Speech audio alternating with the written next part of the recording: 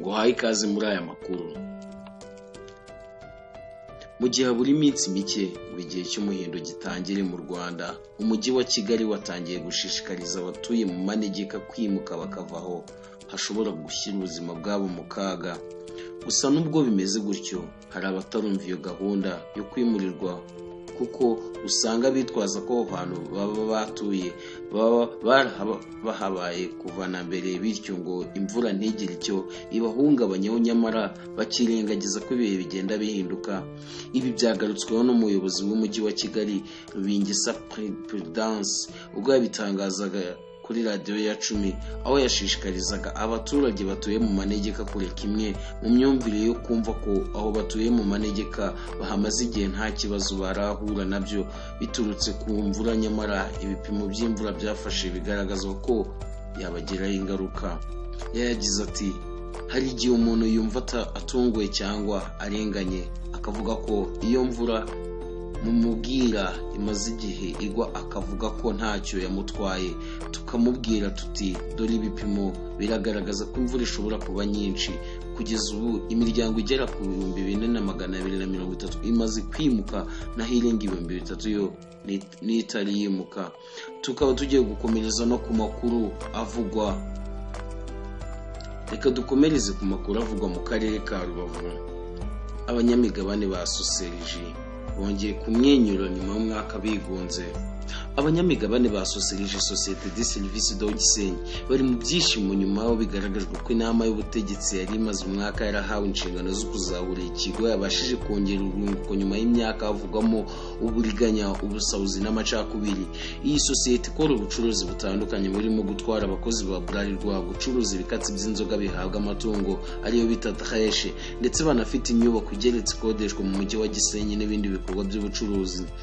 Mu nama yabaye kuwa 15 Kanama 2023 byagaragajwe ko ubuyobozi bwasimbujwe abanyereje amafaranga ya Soserije bari bahawe inshingano zitandukanye bagombaga kuzuza mu gihe cy'umwaka umwe, zirimo gukurikirana inyandiko za Soserije no kugenzura ikoreshwa ry'umutungo, kwiga cyangwa gucukumbura no kumenya ikibazo cyari mu nama y'ubutegetsi ya Soserije, ndetse no gutegura amatora. Hagaragajwe ko babashije gushyira ibintu ku murongo ndetse banarunguka. Niyonsaba Mabete Dieudonné uyobora urugaga rw'abikorera PSF mu karere ka Rubavu yashimiye komite yagiriwe icyizere nyuma yo kuzahura ikigo, yemeza ko bigiye gutera imbaraga abandi zo gushyira hamwe. Yagize ati, iyi komite yagiyeho nyuma y'imvururu nyinshi, ariko ubu raporo yagaragaje ko babashije kwishyura miliyoni 400 kandi bunguka miliyoni 163. Bakomeje gutya byaba byiza kandi birashoboka, kuko iyo komite yongeye kugirirwa icyizere akaba ari nayo ikomeza kuyobora Soserije. Kuba bahagaze neza bizatera imbaraga abandi zo kwishyira hamwe.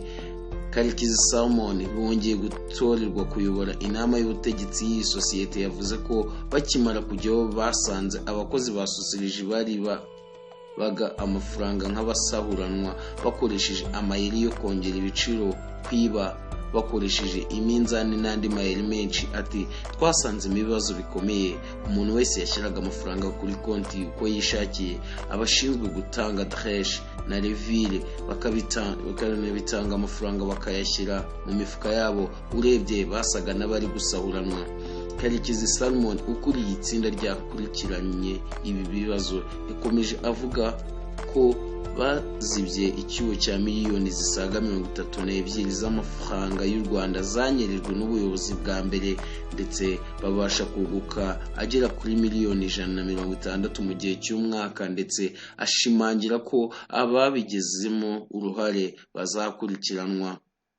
Soserije yashinzwe mu mwaka wa 2015 ifite imari shingiro isaga miliyoni 600 z'amafaranga y'amanyarwanda, ikaba ifite abanyamuryango basaga 180. Umugabane shingiro wayo ugeze ku 36,000. Umwaka ushize nibwo muri sosiyete igizwe n'abahoze ari abakozi b'uruganda rwa Bralirwa havugwamo umwuka mubi ushingiye ku inyerezwa ry'umutungo byatumye abanyamigabane bayo basaba inzego zibishinzwe kubikurikiranira hafi. Ni ibibazo byashyizwe hanze nyuma y'ifungwa ry'umuyobozi w'inama y'ubuyobozi ya Sosage Bizimana Edward watawe muri yombi kuwa 20 Ukwakira 2021. Icyo gihe yari kumwe n'umuntu wica inzugi n'umuhesha w'inkiko bari gufungura ibiro byari byarafunzwe na Karisa Kirenga washyizweho nk'umuyobozi w'agateganyo w'iyi sosiyete tariki 10 Nyakanga 2023 mu nama yayobowe n'umwanditsi wa RDB. Abari abayobozi batakarijwe icyizere hashyirwaho inama y'ubutegetsi y'agateganyo yagombaga kumara umwaka ari nayo yongewe kugirirwa icyizere cyo kuyobora mu gihe cy'imyaka 3.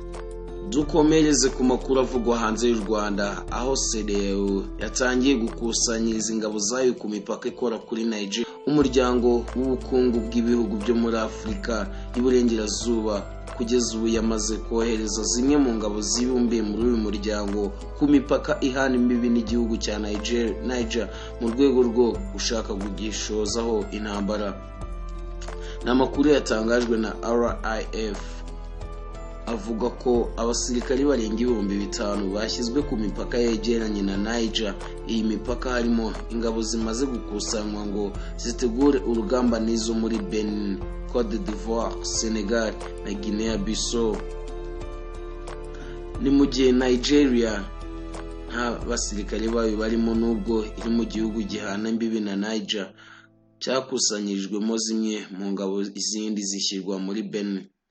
Nta makuru arambuye ku by'urugamba rutegurwa. Icyakora ngo buri gihugu kiri muri uyu muryango kizohereza abasirikari bacyo ku rugamba kigomba gutanga budget kizakoresha hanyuma kikazayasubizwa.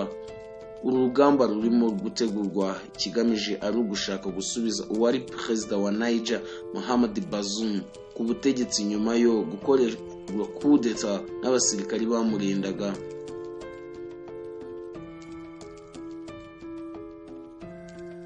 Mu yandi makuru avugwa hanze,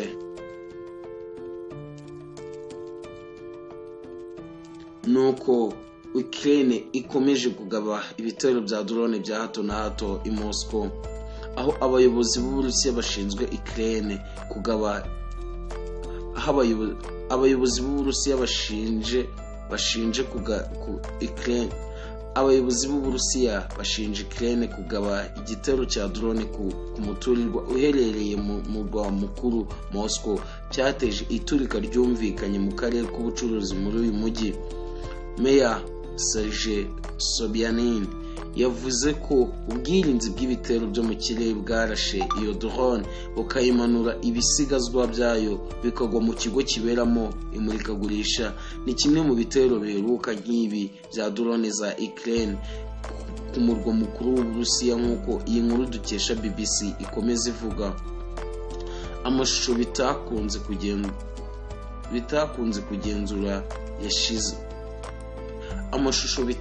kugenzura yashizwe ku mbuga nkoranyambaga yagaragaje umwotsi mwinshi mu kirere cy'ijoro cya Moscow.